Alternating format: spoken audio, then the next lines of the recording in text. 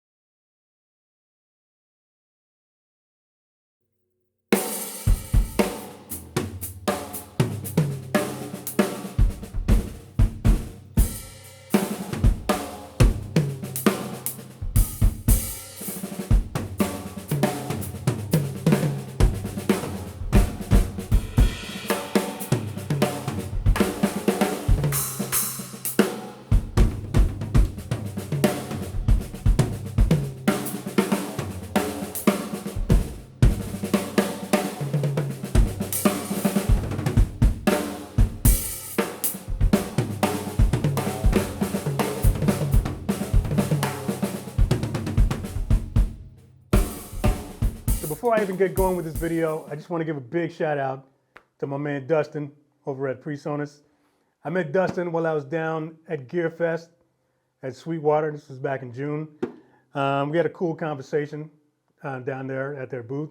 And I was just letting him know, that I was really looking to step my game up here in the studio. There's some things that were outdated, things that I really just kind of wanted to bump up a little bit. And there's a couple other outdated pieces of gear that I had that I just wanted to eventually replace. So I had a really cool conversation, and they were showing me some very cool stuff that they have, and I ended up getting some. Now I am genuinely excited about my new gear, and I was planning to do this video as soon as I got everything set up and running and stuff. So let me show you what I got. So if you've been around here for the last couple of years, and you would know that I've been using the Zoom LiveTrack L12 as my audio interface. That was the sole purpose of me using that. I just needed an I/O for my DAW, and it's been great.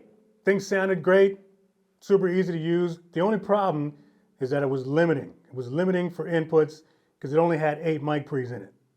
Now granted, when I mic my kit for lessons for you guys, that's really all I use, is maybe 7 or 8 mics. I don't even mic my hi-hat. But I never had the option to add any mics to the studio. So I knew that the next thing that I wanted to get would need to have at least 12 to 16 XLR inputs in it.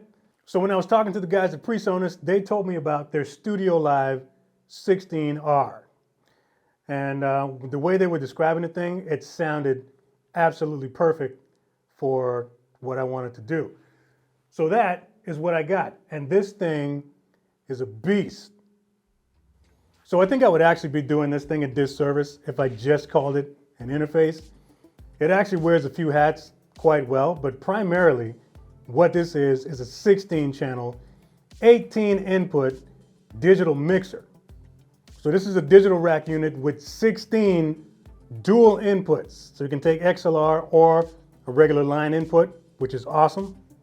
This thing is also littered with outputs. So for those of you that have a dual purpose for something like this, which means you're going to be using it in the studio, but you want to take it out to gigs and use it on the stage, you could use the 16R either as a stage box, or you can use it as a monitor mixer for your band.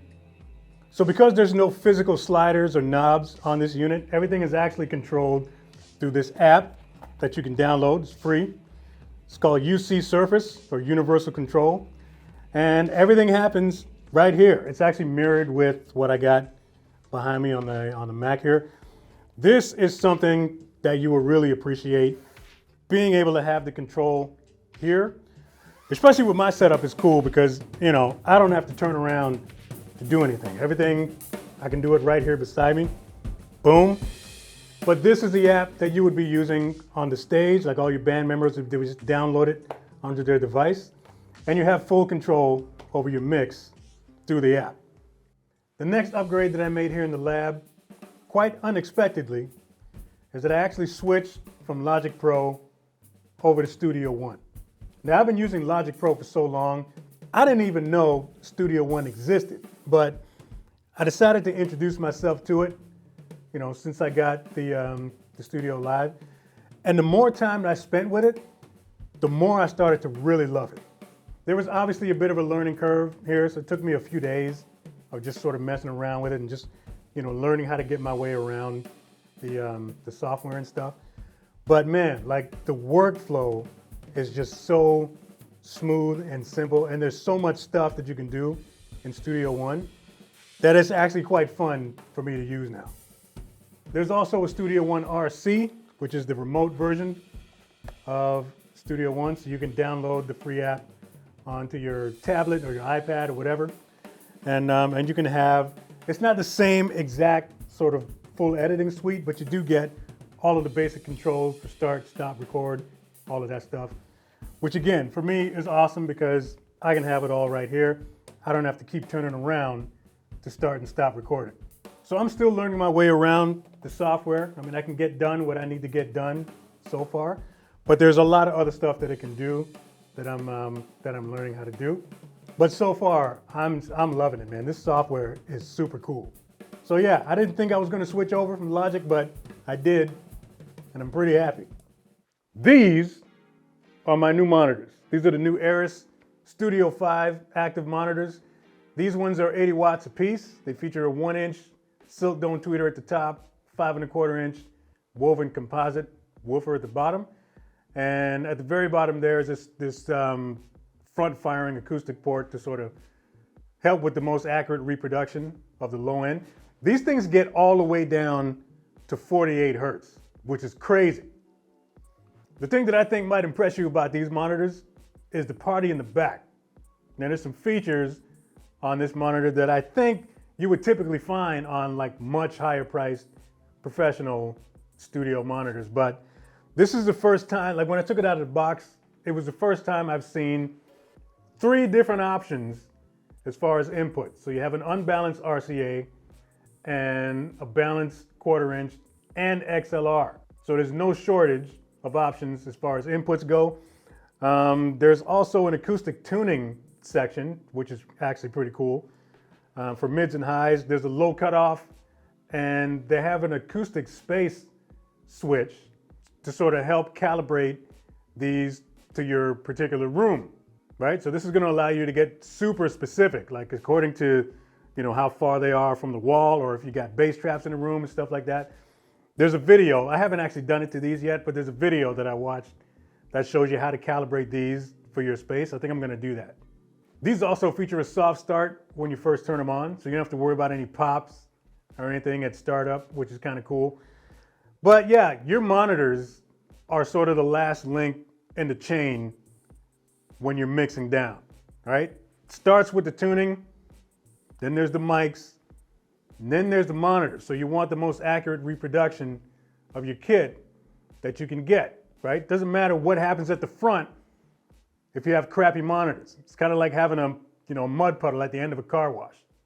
But yeah, my old monitors, before I upgraded to these, my Alesis Active MKs, those are great, but they're like 15 years old, long since discontinued, And I can't even count the amount of times you guys have asked me, what monitors are you using in the back? And I couldn't really tell you because they were discontinued.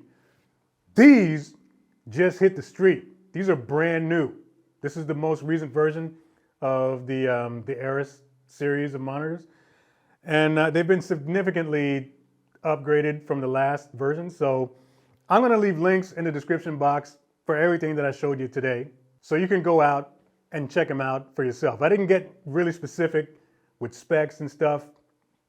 A lot of that you can find out on your own.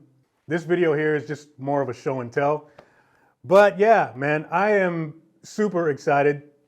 This drum room is now powered by Presonus, and I couldn't be happier. Thanks for watching this video. Go ahead and drop a comment or a question below if you got one. Share this video if you dig it. Like, subscribe. See you next video.